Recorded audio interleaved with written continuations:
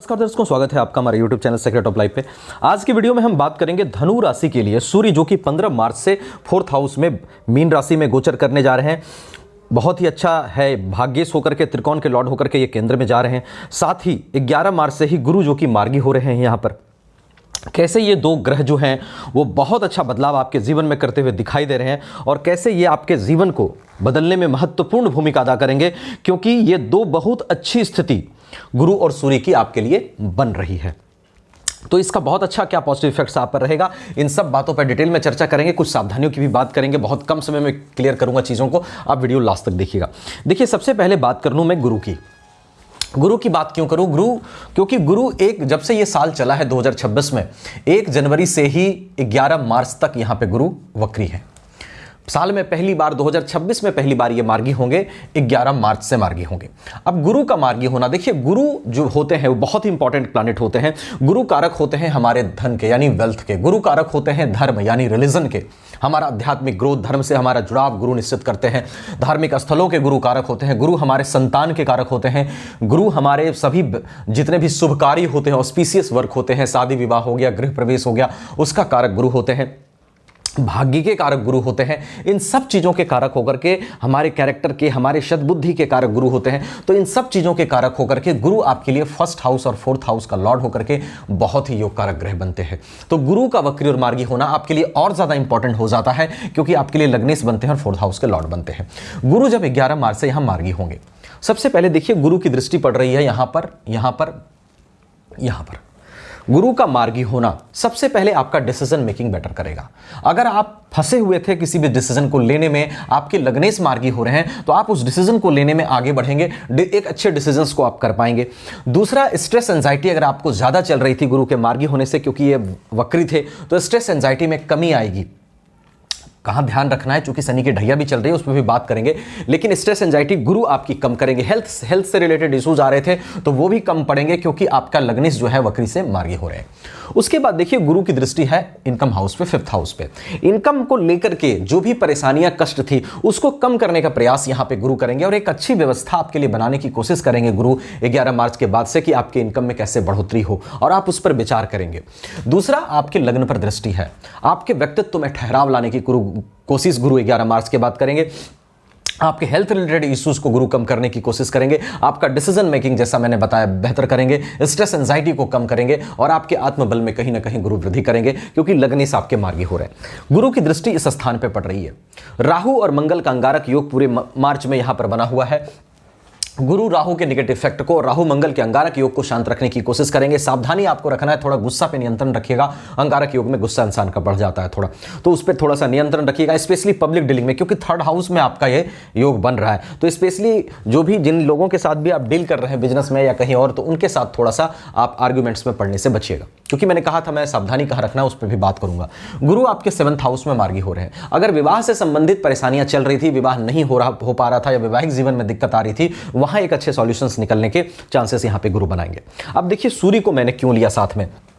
सूर्य 15 मार्च से मीन में आएंगे। सबसे पहले सूर्य आपके स्ट्रगल हाउस से निकल करके कहां जाएंगे? 4th हाउस में, त्रिकोण के लॉर्ड होकर के केंद्र में जाके स्थित होंगे 15 मार्च से। ये अच्छी स्थिति होगी सूर्य की, जहां से भाग्य का चांस मिलने का संभावना सूर्य यहां पे बढ़ाएंगे। क्यों बढ़ाएंगे? क्योंकि त्रिकोण का लॉर्ड होकर के केंद्र में आएंगे, स्ट्रगल हाउस से निकल करके 4th हाउस में सुख भाव में आके गोचर करेंगे। उसके बाद सूर्य की दृष्टि पड़ेगी प्रोफेशन हाउस पे। सूर्य प्रोफेशन को बेहतर करने की कोशिश करेंगे। रीजन बिहाइंड दैट, सूर्य देखिए वैसे तो आपके लिए योग कारक ग्रह बनते हैं, इसलिए जहां बैठेंगे, जहां देखेंगे, वहां अच्छा करने की चांस बनाएंगे। साथ ही क्या है, सूर्य किस राशि में आ रहे हैं? मीन राशि में। 15 मार्च से मीन राशि में आ रहे हैं। मीन राशि किसकी राशि है? गुरु की राशि है। ग्रह जहां बैठता है, जिस राशि में बैठता है, उस राशि से जो लॉर्ड होते हैं, उनके अनुसार वो प्रभावित होता है और उनके अनुसार वो रिजल्ट करने के लिए भी बाध्य होता है। यहां जब सूर्य गुरु की राशि में आ जाएंगे 15 मार्च को, और 11 मार्च से गुरु मार्गी है, यानी गुरु का बेहतर परिणाम हो रहा है, तो गुरु के मार्गी होने से यहां पे सूर्य जब मीन में आएंगे तो उनकी स्थिति भी यहां पे अच्छी होगी, क्योंकि गुरु अतिचारी भी होंगे। तो गुरु तेजी से कोशिश करेंगे आपकी समस्याओं को कम करने की, और यहां सूर्य मीन में गुरु की राशि में आएंगे तो गुरु पर थोड़ा सा आधारित होगा इनका फल, तो निश्चित रूप से यहां पे सूर्य भी बेहतर करने की कोशिश करेंगे, जिससे 15 मार्च से भाग्य का साथ मिलने का चांस बढ़ेगा। और जैसा मैंने बताया, प्रोफेशन हाउस पर सूर्य की दृष्टि, प्रोफेशनल ग्रोथ, प्रोफेशन में अगर ज्यादा परेशानी आ रही थी तो वो कम होने का चांस बनेगा। हाँ, ऐसा है कि आपको शनि की ढैया भी चल रही है और शनि की दृष्टि प्रोफेशन हाउस पर भी है और लगन पर भी है। शनि की रेमेडीज करते रहिएगा, क्योंकि शनि वहां पे प्रोफेशन हाउस में प्रोफेशन को लेकर के, आपके स्वास्थ्य को लेकर के, फैमिली को लेकर के थोड़ा सा स्थिति यहां पे ढैया के कारण प्रॉब्लमेटिक बनाए हैं, तो उसका रेमेडीज आप करते हैं। उस पर थोड़ा सा आप ध्यान रखें, आर्गुमेंट्स में ना पड़े और थोड़ा सा सावधानी से निर्णय वगैरह लें, क्योंकि ढैया भी है। और शनि के लिए आप हनुमान चालीसा का पाठ करते रहें, तो उससे क्या होगा, शनि का दुष्प्रभाव सूर्य पर भी कम पड़ेगा। और सूर्य जब प्रोफेशन को यहां 15 मार्च से बेहतर करने की कोशिश करेंगे और शनि अगर थोड़ा बहुत रुकावट देते हैं ढैया के चलते, तो उसमें कमी आएगी। तो हनुमान चालीसा का आप पाठ करिएगा और सूर्य की आराधना थोड़ा सा करिएगा। रेस्ट सूर्य और गुरु की स्थिति से जो चीजें बेहतर हो सकती हैं 11 मार्च से और फिर 15 मार्च से जब सूर्य यहां आएंगे, वो चीजें हमने आपको बताई। देखिए, अगर आप धनु राशि के हैं तो निश्चित रूप से एक ऐसे व्यक्ति हैं जो महत्वाकांक्षी है, एम्बिशियस है, बड़ी चीजें हासिल करना चाहता है, दूसरों को आगे बढ़ते देखता है तो प्रभावित होता है और खुद भी आगे बढ़ना चाहता है। नेचर से आप ऑनेस्ट होते हैं, ध्यान दीजिएगा मेरी बातों पर। नेचर से आप ऑनेस्ट होते हैं, दयावान भी होते हैं, जरूरत पड़ने पर लोगों पर दया भी करते हैं, इमोशंस भी दिखाते हैं। किसी भी काम को करने में एनर्जी लेवल धनु राशि की बहुत अच्छी होती है। किसी भी काम को करने में, किसी परिस्थिति में आप किसी भी परिस्थिति में आप एडजस्ट करना जानते हैं। एडजस्ट करने की भी कैपेसिटी आपके अंदर होती है। ज्ञान को ग्रहण करने की पिपासा होती है। कहीं से भी नॉलेज मिले, ज्ञान मिले, उसको लेने की पूरी कोशिश धनुराशि वाले करते हैं, क्योंकि गुरु से प्रभावित होते हैं। चेहरे पे आपकी स्माइल होती है, अगर बात करूं तो मूड सही रहा तो हंसी मजाक भी अच्छा करते हैं, ये गुण भी आपके अंदर होता है। अगर बात करूं थोड़ी बहुत कमी में, तो पेशेंस की कमी आप में होती है। कभी कभी थोड़ा ओवर कॉन्फिडेंट हो जाते हैं और कभी कभी थोड़ा सा इगोइस्टिक भी हो जाते हैं। देखिए, जो चीज़ें हैं वो मैंने आपको बताया, गुण तो बहुत सारे होते हैं, तो थोड़ा सा अगर ओवर कॉन्फिडेंस को कम करें। कभी कभी जो थोड़ा ईगो आता है, हालांकि एक चीज़ है, आपके गुस्से में भी प्यार होता है, आपके गुस्से में भी प्यार होता है। आप गुस्सा भी कर रहे होते हैं तो सामने वाले को जो है प्यार करने की कोशिश करते हैं, और जहां आपको अपनी गलती का रियलाइज होता है, आपका गुस्सा धड़ाम से नीचे गिर जाता है। ये क्वालिटी भी आप में होती है।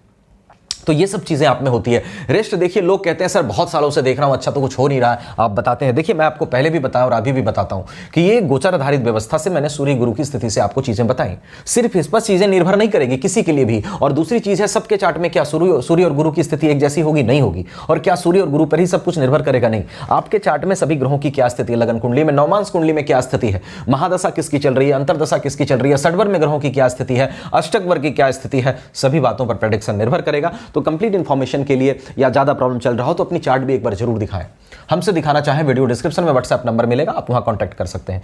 कहीं और अच्छा लगे वहां भी दिखा सकते हैं, नो इशू। चैनल को सब्सक्राइब करना बिल्कुल मत भूलिएगा, क्योंकि मैं हमेशा कोशिश करता रहता हूं कि कम समय में आपको अच्छी वीडियोस दे सकूं, और वीडियो को लाइक शेयर भी कर दीजिएगा। Thank you so much.